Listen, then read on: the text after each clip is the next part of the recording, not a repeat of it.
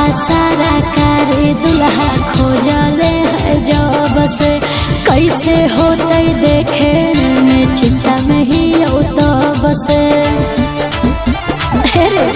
और पापा सारा करे दुल्हा खोजले है जब से कैसे होते देखे में चिंता में ही तब से नौकरिया वाला दुल्हा समझ ना बेके अच्छा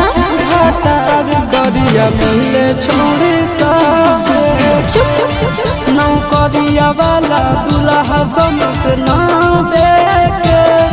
हटार गरिया मिले छोड़ी सब के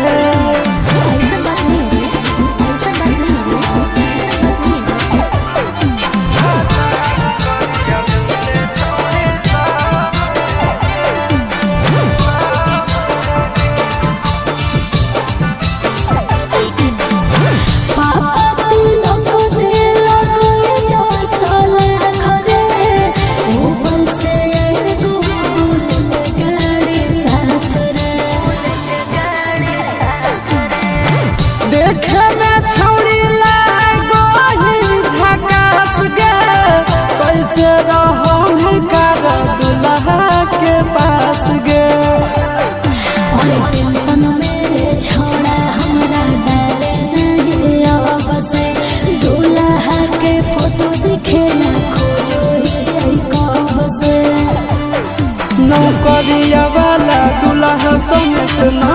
बेके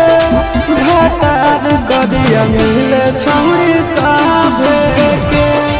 नौकरिया वाला दुल्हा समझ ना बेके घाटार गरिया मिले छोड़ी साभे के